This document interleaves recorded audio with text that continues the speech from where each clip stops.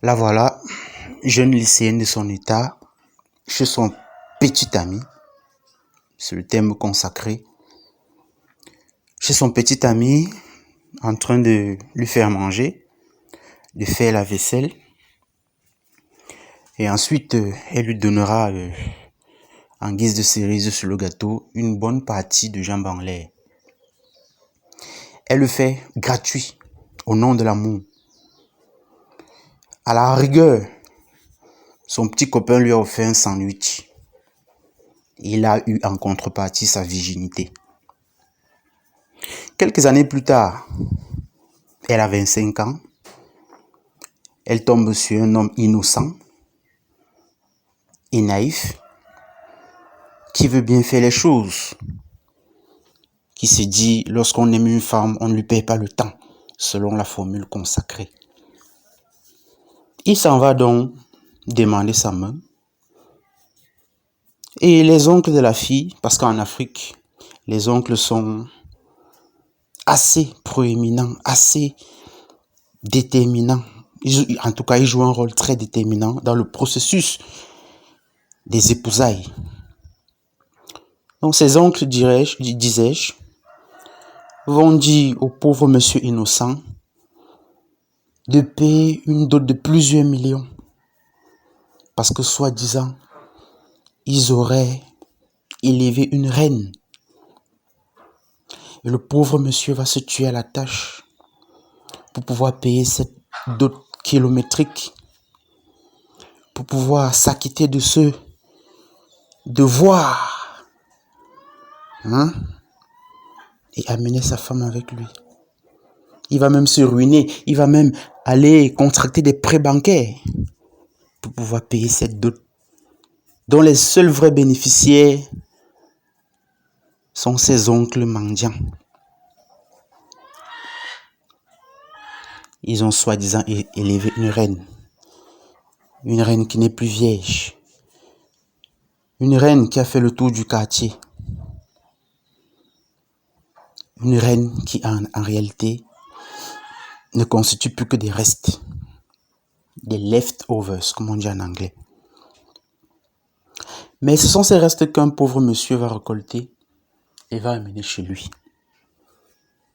Ensuite, il sera surpris de la voir continuer de fréquenter cet ex qui avait eu sa virginité en contrepartie d'un sandwich.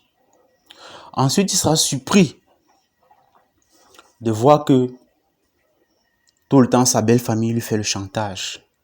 Eh bien, la raison est simple, monsieur. Personne ne vous respecte. Personne ne respecte quelqu'un qui vient prendre des restes à coups de millions. Votre dulciné ne vous respecte pas parce que vous avez payé pour avoir ce que les autres ont eu gratuitement. Et parce que vous l'avez sorti, quelque part vous l'énervez même, parce que vous l'avez sorti de la rue qui lui plaisait tant. Est-ce qu'elle vous a dit qu'elle avait un problème à rester dans la rue? Elle appartient à la rue. She belongs to the street. Elle était tranquillement dans sa rue. Mais comme vous êtes le chevalier blanc, vous avez décidé de venir l'en sortir. Et une fois dans votre foyer, elle vous fait voir de toutes les couleurs possibles. Et vous êtes surpris. Vous apprendrez, les amis. Vous apprendrez d'une manière ou d'une autre. Vous apprendrez soit par les conseils que l'homme avisé vous donne, soit par une douloureuse expérience. Tous ceux qui n'écoutent pas les conseils, d'abord, les conseils, c'est pas des ordres. Vous prenez ou vous ne prenez pas, ça vous regarde, ça vous engage. Mais si vous refusez d'apprendre par les conseils, vous apprendrez dans la douleur. Mais de toute façon, vous apprendrez. Laissez les filles non vierges à leur place. Laissez-les à leur famille. Seule leur famille peut les supporter. Laissez-les là-bas. Laissez-les dans la rue à laquelle elles appartiennent désormais. Une fille qui a perdu sa virginité sans être mariée est ce qu'on peut appeler un bien communautaire. Prenez votre part et faites la passe aux autres.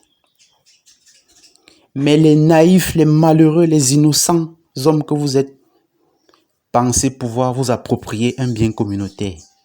C'est à vos dépens, les amis, à vos risques et périls. Elle ne vous a pas dit qu'elle comptait vous appartenir à elle, à vous seul. C'est un bien communautaire.